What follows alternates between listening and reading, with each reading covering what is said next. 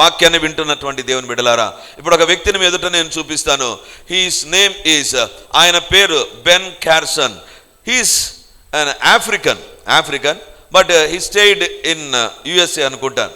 Ben క్యార్సన్.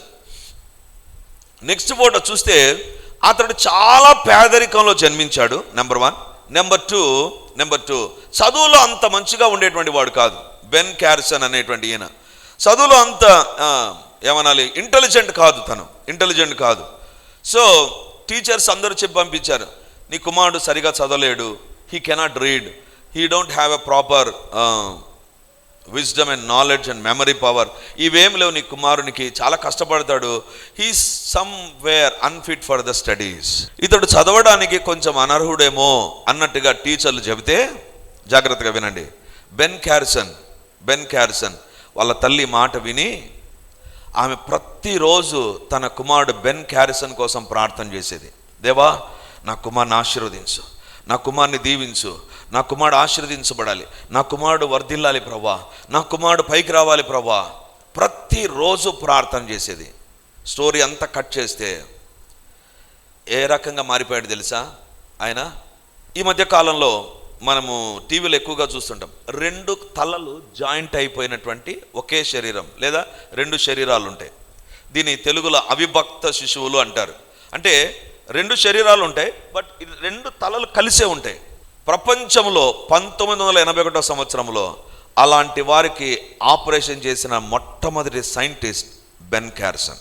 ఎంతగా దేవుడు దీవించాడంటే, ఒక తల్లి తన కుమార్ని ఆశీర్వదించు అని అడిగినందుకు దేవుడు ప్రపంచంలోనే నెంబర్ 1 న్యూరో సర్జన్గా దేవుడు అతన్ని ఆశీర్వదించాడు. అతను ఏమంటారో తెలుసా, న్యూరో సర్జరీకి పితామహుడు, ఎస్పెషల్లీ బ్రెయిన్ రిలవెంట్ దానికి. నెక్స్ట్ ఫోటోలో అదే మీరు చూస్తారు. ఆయన రాసిన పుస్తకం గిఫ్టెడ్ హ్యాండ్స్, ఆయన పుస్తకం గిఫ్టెడ్ హ్యాండ్స్ అంటే ఆయన చేతులు ఎలాంటి ఆశీర్వాదపు చేతులు. ఆ పుస్తకం పేరే చూడండి, గిఫ్టెడ్ హ్యాండ్స్.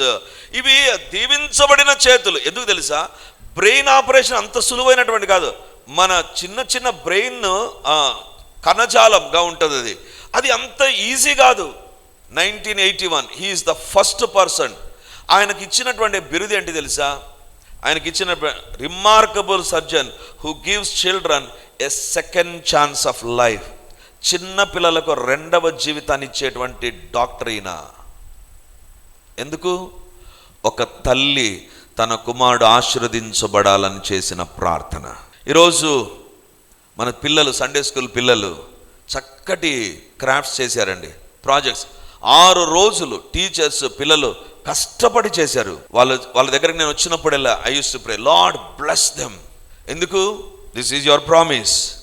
భూమి మీద నీ మార్గము తెలియబడినట్లుగా, అన్యజనుల నిరీక్షణ తెలియబడినట్లుగా, దేవా మమ్మను ఆశీర్వదించు, మమ్మను దీవించు ప్రభువా. దేవుని బిడ్డలారా, who is your God? Is a God of blessings, but he is a God of family blessing. కుటుంబమును ఆశీర్వదించే దేవుడు, కుటుంబాన్ని ఆశీర్వదించే దేవుడు. దేవుని బిడ్డలారా, నోవహును అతని కుమారులను దేవుడు ఆశీర్వదించాడు. నోవహు, నువ్వు ఉన్నావులే, నేను దీవించానులే, చాలే, నీ కుమారులు వాళ్ళ లైఫ్ వాళ్ళు చూసుకొని. నోవహును అతని కుమారులను. దేవుని బిడ్డలారా, ఎందుకు తెలుసా? నాకు తెలిసి 1 సంవత్సరం, పోయిన వారం చెప్పాను నేను, 1 సంవత్సరం 10 రోజులు నోవహు ఓడలో ఉనినాడు కదా. స్టాటిస్తో సహా మీకు చూపించాను, ఏ సంవత్సరం నుంచి ఏ సంవత్సరం వరకు నోవహు ఉన్నాడు అనేటువంటిది చూపించినాను. బట్ ఈ 1 సంవత్సరం 10 నెలలు 10 రోజులు ఏం చేసింటారు చెప్పండి? ఇప్పుడంటే మన దగ్గర బైబిల్ ఉంది, లేదా పుస్తకాలు ఉన్నాయి, లేకపోతే సెల్ ఫోన్ ఉంది, లేకపోతే టీవీ ఉంది, ఇంకా ఏమి లేకపోతే వాళ్ళు వీళ్ళు ఉన్నారు, పక్కింటోళ్ళు, పైంటోళ్ళు, కిందింటోళ్ళు, మధ్యింటోళ్ళు అందరు ఉన్నారు. ఎక్కడికి పోతారు ఇప్పుడు చెప్పండి? నోవహు ఎవరున్నారు? మాట్లాడితే కోతితో మాట్లాడాలి, జంతువులతో మాట్లాడాలి, పక్షులతో.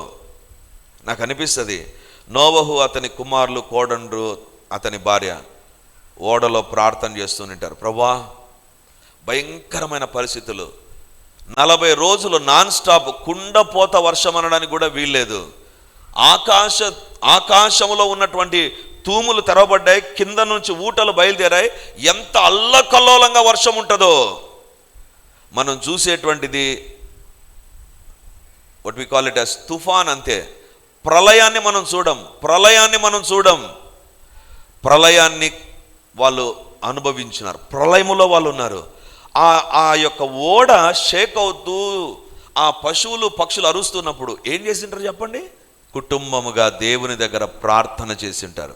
కుటుంబముగా దేవుని దగ్గర ప్రార్థన చేసింటారు. 9వ అధ్యాయం 1వ వచనం, ఆదికాండం. కుటుంబంగా బయటకు వచ్చారా? కుటుంబ ప్రార్థనలు నేను విన్నాను, కుటుంబంలో మీరు చేసినవన్నీ నేను విన్నాను. ఇప్పుడు చూడు 9వ అధ్యాయం 1వ వచనం, నేను మిమ్మల్ని ఆశీర్వదిస్తా, నేను మిమ్మల్ని ఆశీర్వదిస్తా. Who is your God? నీ దేవుడు ఎవరు? నోవహును మాత్రమే కాదు, అతని కుమారులను కూడా ఆశీర్వదించను, అతని కుమారులను కూడా ఆశీర్వదించను. ఈరోజు ఇక్కడ వాక్యాన్ని వింటున్న ప్రతి ఒక్కరితో దేవుడు పలికే మాట ఇదే. నువ్వు ఒక్కని వచ్చావా? Worry not. నా భర్త, నా పిల్లలు, నా యొక్క స్నేహితులు ఎవరు రాకుండా ఉన్నారో, లేకపోతే ఎవరైతే దేవునికి దూరం అవుతున్నారో వాళ్ళు దేవుని దగ్గరికి రావాలి అని నువ్వు ప్రార్థన చేయగలిగితే, దేవుని బిడ్డలారా, నోవహు పరిస్థితి అంటే ఒక్కసారి ఆలోచించండి. ఆ దినాల్లో సామాన్లు లేవు, ఆ దినాల్లో పనిముట్లు లేవు, కానీ పెద్ద ఓడను, అంతస్తు కలిగిన ఓడను 6000 సంవత్సరాల కిందట నిర్మించాలి. Is it that comfortable? అది కానే కాదు. కానీ నోవహు అతని కుటుంబం అంతా కలిసి చేశారు. ఎక్కడి నుంచి వచ్చింది ఆ యూనిటీ? నోవహు దేవుని దగ్గర అడిగింటాడు, దేవా నా భార్య నాకు సహకరించాలి, నా పిల్లలు నాకు సహకరించాలి, నా కుటుంబంలో ఉండాలి ప్రభా, దేవా దీవెనలు దయచేయి. That is the reason why God blessed him. ఈరోజు దేవుడు అడుగుతుంటున్నాడు, నీ ద్వారా నీ కుటుంబాన్ని దీవించడం దేవుని యొక్క ఉద్దేశం. హల్లెలూయా. నీ ద్వారా, I'm pointing out single person, ఒక్క వ్యక్తిగా నువ్వు వచ్చావా? నీ ద్వారా నీ కుటుంబాన్ని ఆశీర్వదించడం. నోవహును అతని కుమారులను ఆశీర్వదించు, రాహాబును ఆమె కుటుంబాన్ని దేవుడు ఆశీర్వదించను. బైబిల్లో చూడండి, ఒక్క వ్యక్తి దేవుని ఆశ్రయించి దేవా నన్ను దీవించంటే the blessing use to flow to the entire family. ఈరోజు దేవుడు అడుగుతుంటున్నాడు, don't be selfish, don't underestimate God's power. దేవుని శక్తిని అంచనా తక్కువ వేయొద్దు. ఎలాంటి దేవుడు తెలుసా? నోవహును అతని కుమారులను ఆశీర్వదించాడు. ఎలా ఆశీర్వదించాడు? 3 ఆశీర్వాదాలు ఇచ్చాడు. చూడండి 9వ అధ్యాయం 1వ వచనం, కుమారులను ఆశీర్వదించి మీరు ఫలించి అభివృద్ధి పొంది భూమిని నింపుడి. మీరు ఫలించి అభివృద్ధి పొంది భూమిని నింపుడి. ఎన్ని ఆశీర్వాదాలు ఉన్నాయి అక్కడ? 3 ఆశీర్వాదాలు ఉన్నాయి. ఒకటేంటి? ఫలించాలి. రెండోది అభివృద్ధి చెందాలి. మూడోది భూమిని నిండించాలి. దేవుడు నోవహును అతని కుమారులను ఆశీర్వదించాను. ఎట్లా ఆశీర్వదించాడు? 3 స్టేజెస్ ఉన్నాయి అక్కడ, జాగ్రత్తగా వినండి. ఒకటి ఫలించాలి, రెండోదిగా అభివృద్ధి, మూడోదిగా భూమి నిండించి. జాగ్రత్తగా అర్థం చేసుకుందాం. ఈ 3 మోస్ట్ పవర్ఫుల్ వర్డ్స్ దేవుడు వాడాడండి. కుటుంబం విషయంలో దేవుని యొక్క చిత్తం ఏంటిది? కుటుంబం విషయంలో దేవుడు ఏం కోరుతున్నాడు? నీ కుటుంబం విషయంలో దేవుని యొక్క ప్రణాళిక ఏంటి? ఇక్కడే తెలిసిపోతుంది. ఎవరు నీవు తెలుసా? నీ కుటుంబం ఎవరు తెలుసా? ఇదిగో ఈ 3 పదాలు తెలుపుతాయి నీ కుటుంబం ఎవరో. నీ కుటుంబం ఎవరో? ఒకటి ఫలించు, రెండోదిగా అభివృద్ధి చెందు, మూడోదిగా భూమిని లోబరుచుకో. ఏంటండి ఫలించడం? ఫలించడం అంటే ఏంటిది? జాగ్రత్తగా వినండి. ఫలించడం అంటే ఇదే తీసుకుంటాను, ఇది ప్లాస్టిక్ దిలేండి. ఈ పువ్వు ఈడ ఫలించాలంటే ఏం జరిగితే పువ్వు ఫలిస్తుంది? ఈ కింద ఉంటుంది దాని వేర్లు, లోపల కరెక్ట్గా ఉంటే బయట ఫలించడం అనేటువంటిది ఉంటుంది. అవునా? దేవుడు అంటున్నాడు, నోవహు నువ్వు మొట్టమొదటిగా ఏం చేయాలి? అభివృద్ధి చెందని చెప్పాలా, ఫలించు అన్నాడు. ఫలించు అన్నాడు అంటే ఫలించడం అనేటువంటిది వ్యక్తిగతమైనటువంటిది, అది కూడా నీ లోపలికి సంబంధించినటువంటిది. నీ జీవితంలో, నీ హృదయానికి, నీ ఆత్మకు, నీ యొక్క వ్యక్తిగత జీవితానికి సంబంధించింది, నీ ఆలోచనలకు సంబంధించింది, నీ హృదయానికి సంబంధించింది, నీ యొక్క ఇంటర్నల్ లైఫ్, ఇంకో మాటలు చెప్పాలంటే లోపలి నీ అసలైన జీవితానికి సంబంధించింది. దేవుడు అంటున్నాడు, నోవహు బయట కనపడడం కాదు, మొదటిగా నీ చేతుల్లో బైబిల్ లేకపోతే చర్చికి రావడం ఇది కాదు, ఇది బయట కనపడేటువంటిది. దీనికంటే ముందు ఫలించు, నువ్వు ఫలించు. దేవుని బిడలారా, అంటే లోపలి జీవితమే బయట జీవితాన్ని ప్రభావితం చేస్తుంది. లోపల నా పరిశుద్ధమైన జీవితం, లోపల నా ప్రార్థన జీవితం, లోపల నా బైబిల్ చదివేటువంటి జీవితం, లోపల నేను ఎంత దేవునికి నమ్మకం, that is going to give me the outer blessings. అదే నా బాహ్య జీవితంలో, నా ఉద్యోగంలోనైనా, నా కుటుంబ జీవితంలోనైనా, ఆర్థికంగానైనా, ఆస్తిపరంగానైనా, in every area my internal life is going to influence the outer life. నా యొక్క రహస్య జీవితం, నా లోపలి జీవితం, నా అంతరంగ జీవితం బయట జీవితాన్ని ప్రభావితం చేస్తుంది. దేవుని బిడ్డలారా, దేవుడు నోవహుతో అంటున్నాడు, నోవహు నువ్వు ఏం చేయాలి తెలుసా? ఫలించు నోవహు, ఫలించు. దేవుని బిడలారా, నీ యొక్క చాలా సందర్భాల్లో దేవుడు నన్ను ఎందుకు దీవించాడు? Check your internal life. నీ వ్యక్తిగత జీవితం ఏ రకంగా ఉంది? నీ పిల్లలు దీవించబడలేదా? నీ వ్యక్తిగత జీవితం, వాళ్ళ వ్యక్తిగత జీవితం ఏ రకంగా ఉంది? పరీక్షించు. Without checking that, don't think about the blessings. Don't think about the blessings. ఎక్కడుంది నీ ఆత్మీయ జీవితం? ఎక్కడికి వెళ్ళిపోయింది నీ ఆత్మీయ జీవితం? ఈ రోజు నువ్వు అంటున్నావు, నా ఇంట్లో ఇది లేదు, నా కుటుంబంలో ఇది లేదు. మంచిదే, but what is happening inside of your life? నీ జీవితం లోపల ఏం జరుగుతుంది? If you are not able to concentrate on that, finish. ఆశీర్వాదాలు ఉండవు నీ జీవితంలో. ఈరోజు దేవుడు మనతో మాట్లాడుతుంటున్నాడు. నీ యొక్క వ్యక్తిగత జీవితం, నేను కరెక్ట్గా ఉండకుండా, నేను ప్రార్థన చేయకుండా, నేను నా పరిశుద్ధ జీవితాన్ని నేను కాపాడుకోనకుండా, if I ask Lord bless my children, that will not happen. నేను పాపం కలిగి, నేను పాపముతో చేసే పాప పెదవులతో, పాప మనసుతో వచ్చే ప్రార్థన దేవుడు వింటాడా? వినడు. అందుకే నోవహుతో దేవుడు అంటే, నోవహు, నువ్వు ఓడగట్టి ఉండొచ్చు, నా మాటకు లోబడి ఉండవచ్చు, be careful about your personal life. నీ కుమారుల వ్యక్తిగత జీవితాన్ని, నీ కోడల యొక్క వ్యక్తిగత జీవితాన్ని, నీ భార్య యొక్క వ్యక్తిగత జీవితం, that is going to be very important. అందుకే దేవుడు అంటే, నేను ఎక్కడ ఆశీర్వదిస్తాను తెలుసా? ఇప్పుడు దేవుని ఏ ఆశీర్వాదం కోసం అడగాలి తెలుసా?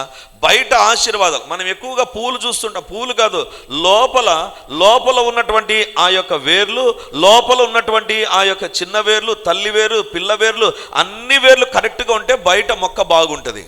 బయట మొక్క బాగుంటుంది. లోపల డ్యామేజ్ అయిందనుకో, బయట మొక్క ఎంత బాగా కనపడినా కొన్ని రోజులకు అది ఎత్తిపోతుంది. అందుకే మన జీవితంలో తొందరగా మనం మోసపోయేది, నష్టపోయేది ఇక్కడే. We don't concentrate. దేవునికి కానీ, పరిశుద్ధతకు కానీ, వాక్యానికి కానీ విలువనివ్వకుండా we want to have our own life. దాంతో మనం ముందుకు వెళ్ళాలని చూస్తాం. చాలా బాగుంటుంది, చాలా బాగుంటుంది. ఒక రోజు వస్తుంది, ఎందుకు ఇలా చేశాను, ఎందుకు ఇలా అయిపోయింది, ఎందుకు నా జీవితం ఇట్లుందే? Why you are questioning yourself? Very simple reason, నీవు ఫలించకుండా ఉన్నావు. ఫలించడం అనేటువంటిది బయటకు సంబంధించిందే కానీ it totally depends on the internal life. ఈరోజు దేవుడు అడుగుతుంటున్నాడు, నీ ఆశీర్వాదాలు, నీ అభివృద్ధి నీ వ్యక్తిగత జీవితాన్ని బట్టి ఉంటాయి. నీకు దేవునితో ఉన్న సంబంధం ఏంటి? నీకు దేవునితో ఉన్నటువంటి అనుభవాలు ఏంటివి? దేవుని వాక్యం దగ్గర, పరిశుద్ధత, ప్రార్థన ఏ రకంగా ఉన్నాం? మనల్ని మనం పరీక్షించుకుందాం. రెండవ ఆశీర్వాదం దేవుడు ఏమంటున్నాడు? అభివృద్ధి పొందుడి. అదే కదా, మొదటిది ఏమన్నాడు? ఫలించుడి. రెండవది ఏమన్నాడు? అభివృద్ధి చెందుడి. అభివృద్ధి చెందడం అంటే ఏంటండి? అభివృద్ధి చెందడం అంటే ఏంటి? 5 రొట్టెలు 5,000 మందికి ఆశీర్వదించబడితే దాన్ని ఏమంటాం? అభివృద్ధి అంటాం. అంటే చిన్నగా ఉండేది పెద్దగా అయితే దాన్ని అభివృద్ధి అంటాం. చిన్నగా ఉన్నటువంటిది అంటే ఈ మొక్క చిన్నగా ఉంటుంది. ఇప్పుడు వచ్చాయిలేండి హైబ్రిడ్ వస్తాయి. అంటే అవి చిన్నగా ఉంటే ఎక్కువ స్పేస్ని ఆక్యుపై చేయవు. బట్ అభివృద్ధి అంటే ఏంటి తెలుసా? చిన్నగా ఉన్నటువంటిది పెద్దగా, అంత చిన్న విత్తనం నాటుతామండి. చింత విత్తనం నాటుతాం, అంత చింత విత్తనం, బారకట్ట ఆడుకోవడానికి పనికి వచ్చే చిన్న విత్తనాన్ని నాటుతాం. కానీ అది ఎంత పెద్దదవుతుందండి, ఎంత పెద్ద మానవుతుంది, అది అభివృద్ధి. దేవుడు అంటున్నాడు, నోవహు, నువ్వు ఒకటి ఫలించాలి. వ్యక్తిగత జీవితంలో, నీ అంతరంగ జీవితంలో నువ్వు పరిశుద్ధంగా ప్రభువుకు దగ్గరగా జీవిస్తూ ఉండు. ఏది ఏమైనా ప్రభు కోసం జీవిస్తూ ఉండు. రెండవది ఆటోమేటిక్ వచ్చేసి ఏంటి? అభివృద్ధి. దేవుని బిడలారా, నీ జీవితంలో దేవుడు ఎలాంటి దేవుడుగా ఉండాలని కోరుతున్నాడు తెలుసా? He is not a God of individual. అందుకే చెప్పాను ఈరోజు సందేశం ఏంటి? దేవుడు కుటుంబముల దేవుడు. ఆయన కుటుంబంలో అభివృద్ధి ఉండాలని కోరుతున్నాడు. అభివృద్ధి. ఇంతకుముందు నీ స్థితి తక్కువగా ఉండవచ్చు. నువ్వు నిజంగా దేవుని హృదయపూర్వకంగా వెంబడిస్తూ ఉంటే, పరిశుద్ధంగా జీవిస్తూ ఉంటే అభివృద్ధి బయట కనపడుతుంటది. ఎక్స్పాన్షన్ కనపడుతుంటది, విస్తరణ కనపడుతూ ఉంటుంది, ఆశీర్వాదాలు కనపడుతుంటాయి. If that is not happening, మొట్టమొదటిగా దేవుణ్ణి బ్లేమ్ చేయకు. నువ్వు పరీక్షించుకో, నేను ఎక్కడ తప్పిపోయాను. ఒకరోజు సంసోన్ అంటే అందరికీ టెర్రర్ సంసోన్ అంటే. కానీ ఒక రోజు వచ్చింది, తన వ్యక్తిగత జీవితంలో స్త్రీ దగ్గర పడిపోయాడు, కామము చేత నింపబడ్డాడు. దాని ఫలితం ఏంటి? 1000 మంది ఫిలిస్తీయులను ఒక్క దెబ్బకు చంపినటువంటి సంసోను చేతులు బంధించబడ్డాడు. ఎందుకు? ఒకటే ఒక కారణం, లోపల అభివృద్ధి లేదు, లోపల ఫలించుట లేదు, లోపల స్త్రీ దగ్గర, పాపం దగ్గర ఓడిపోయాడు. బయట అందుకే అతని అభివృద్ధి కట్ చేయబడింది. ఈరోజు దేవుడు అడుగుతుంటున్నాడు, ఒకప్పుడు నీవు బాగా పైకి వచ్చావు, అబ్బా దేవుడు ఎంతగా దీవించాడు. కానీ ఒక స్టేజ్ వచ్చింది, అదే స్టేజ్లో నుంచి మెల్లిగా పడిపోతూ వచ్చాం. ప్రార్థన లేదు, భక్తి లేదు, దేవునికి దూరం అయిపోయావు.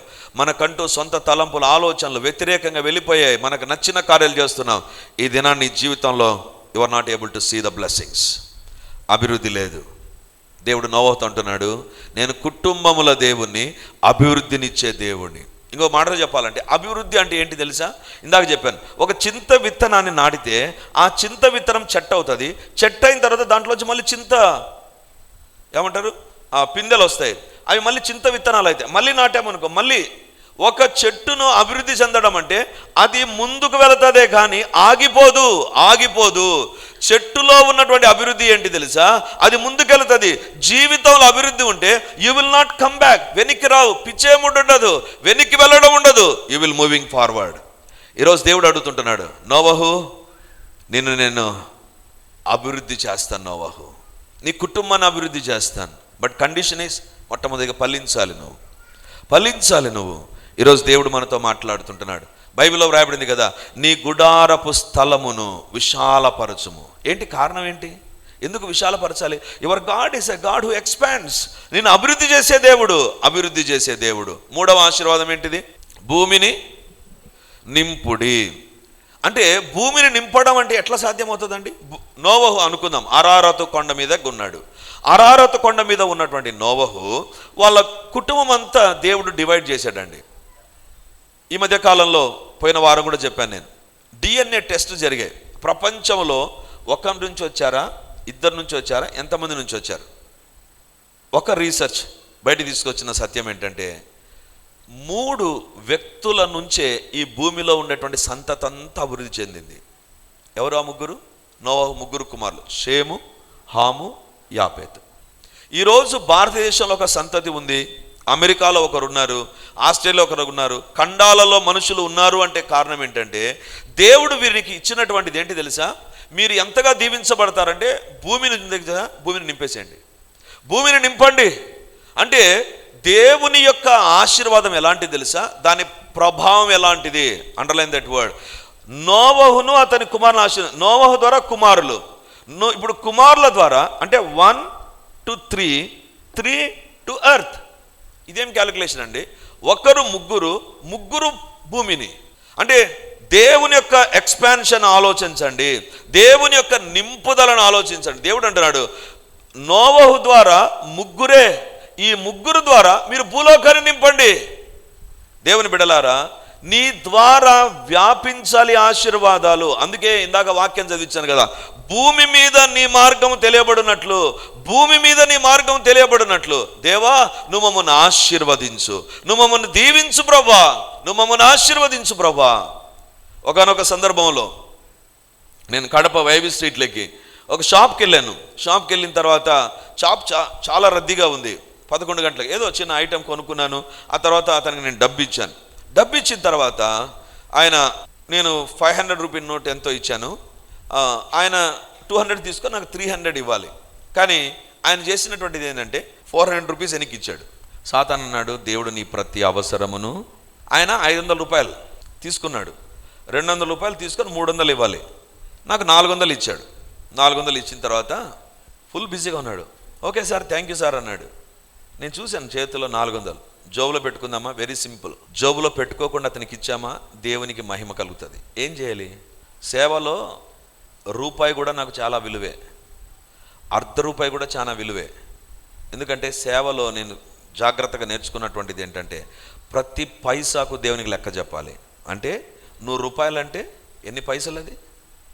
కాబట్టి ఒకటే ఒక మాట, ఆ 100 రూపాయలు తీసి వెనక్కి ఇచ్చాను. ఇస్తే ఆయన ఏమన్నాడు తెలుసా? ఏం కావాలి సార్ అన్నాడు.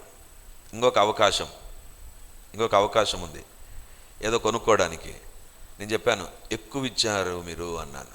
నాకు తెలుసు సార్, మీరు టీవీలో వాక్యం చెప్తారు, ఈ డబ్బు దగ్గర ఏ రకంగా ఉంటారో అని పరీక్షించడానికి మీకు 100 రూపాయలు ఎక్స్ట్రా ఇచ్చాను. ఆ రోజు నుంచి ఎప్పుడు ఆయన షాప్కి వెళ్ళినా నా కుమారుని కోసం ప్రార్థన చేశారు, నా కుమార్తె కోసం ప్రార్థన చేశారు, నా వ్యాపారం కోసం ప్రార్థన చేయండి సార్. ఇప్పుడు నేను వెళ్ళినా, రెజినా వెళ్ళినా, లేదా నేను ఎవరిని పంపించి సుధీర్ సార్ పంపించారంటేనే కానీ వెంటనే ఆయన రియాక్షన్స్ అన్ని మారిపోతాయి. ఎందుకు చెప్తున్నాను తెలుసా? He could understand who is your God in the shop. వాళ్ళ కుమారుడు ఐఏఎస్ ఎగ్జామ్స్ రాస్తే అండి నాతో ప్రార్థన చేయించుకుంటాడు, సార్ నా కుమారుడు IAS, he got some very good post. ఎందుకు నేను చెప్తున్నాను తెలుసా? నేను నా ఇంటిలోనే కాదు, నేను వెళ్ళే షాపులో కూడా ఆయన రక్షణ మార్గం తెలియబడినట్లుగా వాడబడాలి. ఈరోజు నిన్ను కూడా దేవుడు ఏ రకంగా ఉంచాడు తెలుసా? ఒకడు నోవహు, 3 కుమారులు, ఆ తర్వాత భూమిని నిండించండి. విస్తరించండి, విస్తరించండి. మనం సైజులో విస్తరిస్తామేమో కదా, దేవుడు కోరుతున్నటువంటిది సైజులో విస్తరించు, నో ప్రాబ్లం. కానీ మిగతా విషయాల్లో దేవుడు ఈరోజు మనతో మాట్లాడుతున్నాడు. అందుకే దేవుడు అంటాడు మత్తయి సువార్త 5వ అధ్యాయం, చూడాల్సిన పని లేదు, మీరు మీ రూమ్కు వెలుగు అని చెప్పాలా, మీరు లోకమునకు వెలుగు. దేవుని బిడ్డల, wear ever I am, I want to radiate his light. ఆయన యొక్క వెలుగును నేను ప్రసరింపజేసే వ్యక్తిగా ఉండాలి. అందుకే దేవుడు అంటున్నాడు, నోవహు నిన్ను నీ పిల్లలను నేను ఆశీర్వదిస్తాను. I'm the God of a family. నేను కుటుంబముల దేవుణ్ణి. 3 ఆశీర్వాదాలు కుటుంబంలో ఇస్తాను. 1, మీరు ఏం చేస్తారు? ఫలించుడి. 2, అభివృద్ధి చెందుడి. 3, భూమిని నిండించుడి. నీ ద్వారా ఇంకా దేవుని యొక్క నామం గణపరచబడాలి. నీవు మాత్రమే దీవించబడ్డావు కదా. Your boundary is not very simple and very short. నీ యొక్క సరిహద్దు చాలా చిన్నగా దేవుడు ఉంచలేదు. నీవు అనేకులను ప్రభావితం చేయాలి. నువ్వు వెళుతున్నావా, ఒక క్లాస్కి వెళుతున్నావా, ఒక స్కూల్కి వెళ్తున్నావా, ఒక కాలేజ్కి వెళ్తున్నావా, లేకపోతే ఒక ఉద్యోగంలో ఒక కంపెనీలో పనిచేస్తున్నావా, లేకపోతే ఒక ఆఫీస్లో పనిచేస్తున్నావా, అక్కడికి దేవుని యొక్క ఆశీర్వాదం వెళ్ళాలి. వాళ్ళు దీవించబడాలి, వాళ్ళు ఆశీర్వదించబడాలి. ఇప్పుడు ఒక ప్రశ్న అడుగుతాను, నిన్ను బట్టి నీ ద్వారా ఎంతమంది చర్చికి వచ్చారు? అదే నిజమైన ఆశీర్వాదం, అది నిజమైన దీవెన. నీవు చెబితే చర్చికి వచ్చాడు అంటే నీ దేవుని అర్థం చేసుకుంటాడు, నీ ఆశీర్వాదాలు కూడా రుచి చూస్తుంటాడు. ఈరోజు నిన్ను బట్టి ఎవ్వరు కూడా చర్చికి చెప్పలేకపోతున్నావంటే నువ్వు ఫలించడంలా, అభివృద్ధి చెందడంలా, విస్తరించడంలా. ఎక్కడో దేవునికి వ్యతిరేకంగా మనం మారిపోయాం, ఎక్కడో దేవునికి దూరం అయిపోయాం, ఎక్కడో నీకు దేవునికి మధ్య కట్ అయిపోయింది రిలేషన్షిప్. ఆ కట్లో నుంచి నువ్వు వెళ్ళిపోయావు, ఎక్కడికెక్కడికి వెళ్ళిపోయావు. ఈరోజు you are feeling sorry for that. దేవుడు అడుగుతుంటున్నాడు. యోహాను సువార్త 15వ అధ్యాయంలో ఒక మాట అంటాడు, నేను ద్రాక్షావళిని, తీగలు మీరు, ఎవడు నా యందు నిలిచి ఉండునో వాడు ఎట్లా ఫలిస్తాడు? బహుగా ఫలిస్తాడు. ద్రాక్ష గెల మనము మన షాపులోకి తెచ్చుకునే గెలను గుర్తుకు తెచ్చుకోదండి, అంత ఉంటుంది, అంత గెల. అదే మనం చాలా వాల్యుబుల్గా చూస్తాం. ఇశ్రాయేలు దేశంలో ద్రాక్ష గెల ఇంత హైట్ ఉంటుంది, మోసుకొని పోవాలి, 2 మోసుకొని పోవాలా, అంత హైట్ ఉంటుంది. దేవుడు దాన్ని దృష్టిలో పెట్టుకుని చెప్పాడు, మీరు బహుగా ఫలించాలి. జానడు ఫలించడం దేవుని యొక్క ఉద్దేశం కాదు, అది భారతీయ దేశంలో ఉండేటువంటి ద్రాక్ష గెల. కానీ ఇశ్రాయేలు దేశంలో ఉండే ద్రాక్ష గెల, it is going to grow to feets of height, కొన్ని అడుగుల ఎత్తు వరకు అది పెరుగుతుంది. దేవుడు అంటున్నాడు, మీరు బహుగా ఫలించాలి. ఈరోజు మన జీవితంలో అది ఉందా? మన కుటుంబంలో అది ఉందా? ఎవరు నీ దేవుడు తెలుసా? కుటుంబముల దేవుడు. ఎల్ మిష్పాక్ ఆయన నీ కుటుంబానికి దేవుడుగా ఉండాలని కోరుతున్నాడు. నీ కుటుంబములో నీవు, నీ పిల్లలు ఏ రకంగా ఉండాలి? వాళ్ళు ఫలించాలి, అభివృద్ధి చెందాలి, విస్తరించాలి, భూమిని నింపాలి. నీ బ్లెస్సింగ్స్ నీ దగ్గరే ఉన్నాయా? Somewhere sin is there. అసలు నీవే లోపల ఫలించకుండా ఉన్నావా? నీవే దేవునికి దూరం అయిపోయావా? ఈరోజు సరి చేసుకుందాం. దేవా, ఎక్కడ నేను నీకు దూరం అయిపోయాను? ప్రార్థనకు, వాక్యానికి, భక్తికి నేను ఏదో ఆకర్షణకు లోనైపోయి, ఒకవేళ నా జీవితంలో నేను ఈరోజు ఒక నష్టపోయిన వ్యక్తిగా ఉంటే, I will come back to you lord, sorry for my since. దేవా, నన్ను క్షమించు. నా కుటుంబముల దేవుడుగా, నా కుటుంబం యొక్క దేవుడుగా, నా యొక్క భవిష్యత్తుకు సంబంధించిన దేవుడుగా, భూమి మీద నీ మార్గం తెలియబడినట్లుగా, అన్యజనులు నీ రక్షణలోనికి వచ్చినట్లుగా నేను దీవించబడాలి. ప్రభువా, నన్ను దర్శించు అని దేవుని దగ్గర ప్రార్థన చేద్దామా? యెహోవా నామం బలమైన దుర్గము. ఎలాంటి నామం? ఎల్ మిష్పాక్, కుటుంబ దేవుడాయన, నీ కుటుంబానికి దేవుడాయన. మరి ఆ నామములోనికి నువ్వు పరిగెత్తాలి. ఇప్పుడు దేవా, నేను వ్యక్తిగతంగా ఫలించలేకపోయాను, అందుకే నా ఇంటిలో అభివృద్ధి లేదు, నేను విస్తరించలేకపోయాను, నా ప్రభావం అంతగా కనపడడం లేదు. నేను ఎక్కడ కూడా దేవుని బిడ్డగా కానీ, దేవుని ఆశీర్వాదాలు మోసుకొని వచ్చే సాధనంగా నేను లేకుండా పోయాను. ప్రభా, దేవా, ఆశించిన కుటుంబ ఆశీర్వాదాలు నా దగ్గర లేవు. ప్రభా, దేవా నువ్వు కుటుంబముల దేవుడవని విన్నాను నాయన, నువ్వు కుటుంబముల దేవుడవని విన్నాను నాయన. ఎల్ మిష్పాక్, నువ్వు దేవా నువ్వు కుటుంబముల దేవుడవు నాయన. ఈ నామములోనికి నేను పరిగెత్తాను ప్రభా. ఇప్పుడు దేవా నిన్ను విడిచి నా కుటుంబ జీవితంలో దీవించబడాలనుకున్నా, నీకు దూరం అయిపోయి కుటుంబంలో వర్ధిల్లాలనుకున్నా, నీవు లేకుండా కుటుంబం ముందుకు సాగలదని భావించాను నాయన. మన్నించు ప్రభా, నా యొక్క భ్రమలో నా యొక్క తలంపులో నేను చెడిపోయాను ప్రభా. యేసయ్యా నీ శిలువ రక్తము ద్వారా నన్ను కడుగు. ఇది నీ కుటుంబం నిమిత్తమై నువ్వు చేసే ప్రార్థన, వారి భవిష్యత్తు నిమిత్తమై చేసే ప్రార్థన. నీ కుటుంబం కోసం నువ్వు ప్రార్థన చేయకపోతే ఇంకెవరు చేస్తారు ప్రార్థన? ఎవరు అడుగుతారు దేవుణ్ణి? ఈరోజు దేవుడు అంటున్నాడు, నోవహును అతని కుమారులను ఆశీర్వదించాను. జల ప్రళయం తర్వాత దేవుని నోట నుండి వచ్చిన మొట్టమొదటి మాట ఆశీర్వాదం, ఆశీర్వాదం. మరి నీ జీవితంలో ఉన్నాయా? భూమి మీద దేవుని మార్గం తెలియబడినట్లుగా, అన్యజనుల రక్షణ కనబడినట్లుగా ఆశీర్వదిస్తాడు. మరి ఆశీర్వాదాలు ఎందుకు కాదంటున్నావు? నువ్వు ఎందుకు వద్దంటున్నావు? ఈరోజు దేవుని అడుగుతాం, దేవా నన్ను ఆశీర్వదించు, నన్ను ఆశీర్వదించు, నన్ను ఆశీర్వదించు. దేవా నేను ఫలమిచ్చే వ్యక్తిగా ఉండాలి, ఫలించే వ్యక్తిగా ఉండాలి. దేవా అభివృద్ధి చెందే వ్యక్తిగా ఉండాలి, విస్తరించే వ్యక్తిగా నేను ఉండాలి ప్రభా. అయినా సహాయం చేయి. హల్లెలూయా, హల్లెలూయా. గొప్ప దేవా నీకు వందనాలు, సైన్యములకు అధిపతి నీకు వందనాలు, మహాగణుడా మీకు స్తోత్రాలు, మహిమోన్నతుడా మీకు వందనాలు. ఈరోజు ఈ సందేశాన్ని మాకు అనుగ్రహించిన దేవా మీకే వందనాలు. కుటుంబముల దేవుడుగా ఈరోజు మాతో మాట్లాడారు ప్రభా. ఎల్ మిష్పాక్, ఎల్ మిష్పాక్. దేవా మీరే మా కుటుంబాలను దర్శించండి నాయన. మా కుటుంబాలలో మేము ఆత్మీయంగా సరిగా లేమేమో నాయన, మా ఆత్మీయ జీవితం ఏమైనా ఎండిపోయిందేమో నాయన.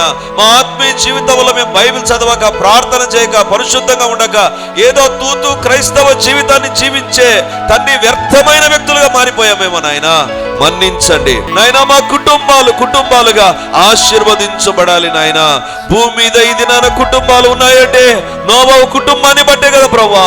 కాబట్టి మమ్మల్ని కూడా నోవహు కుటుంబములాగా ఆశీర్వదించండి అయ్యా, ఆశీర్వదించండి అయ్యా, ఆశీర్వదించండి అయ్యా, ఆశీర్వదించండి అయ్యా, ఆశీర్వదించండి నాయన. మీ కార్యాలు మీరు జరిగించి మహిమను పొందండి దేవా. మేము ఫలించే వారంగా, అభివృద్ధి చెందే వారంగా, విస్తరించే వారముగా ఉందుముగాక నాయనా. మా ప్రభావము మేము ఉన్న వీధిలో కనబడాలి ప్రభా, ఆఫీసులలో కనబడాలి, మేము వెళుతున్న స్థలాల్లో కనబడాలి నాయనా. మీ నామాన్ని మీరు మహింపరచుమని ప్రార్థన చేస్తూ, మమ్మల్ని మేము తగ్గించుకుంటూ మీ నామాన్ని హెచ్చిస్తూ యేసయ్య నామము ముందు అడుగుచున్నాను తండ్రి. ఆమేన్, ఆమేన్. వాక్యాన్ని వింటున్నటువంటి దేవుని బిడ్డలారా, ప్రార్థన టీవీలో వాక్యాన్ని వింటున్న దేవుని బిడ్డలారా, ఈ యొక్క లైవ్ కార్యక్రమాలు చూస్తున్న దేవుని బిడ్డలారా, మీకందరికీ ఒక ప్రత్యేకమైన ప్రకటన ఇప్పుడు నేను తెలియజేస్తున్నాను. ఈ ఆదివారం నుంచి ప్రతి ఆదివారం రిడీమర్లో 3 ఆరాధనలు జరుగుతాయి. మొదటి ఆరాధన 8 గంటలకు, రెండవ ఆరాధన 10:30కు, మూడవ ఆరాధన సాయంత్రం 7 గంటలకు. సో ఈ 3 ఆరాధనలో ఇక ప్రతి ఆదివారం ఒక్కొక్క సర్వీసులో ఒక్కొక్క దేవుని నామాన్ని మనం ధ్యానం చేయబోతున్నాం. వేల కొలది దేవుని నామాలను గురించి మనము చూస్తాం బైబిల్లో. కాబట్టి దేవుని బిడలమైతే మనం ఎల్లప్పుడూ దేవుని నామాన్ని స్మరిస్తూ ఉండాలి, ఎల్లప్పుడూ దేవుని నామాన్ని స్మరిస్తూ ఉండాలి. సో కాబట్టి ఈ యొక్క వాక్యాన్ని ఆధారం చేసుకొని ప్రతి ఆదివారం 3 ఆరాధనలో దేవునికి సంబంధించిన వివిధ నామాలు, దైవ నామ ధ్యానాలు అనేటువంటిది మనం కలిగి ఉండబోతున్నాం.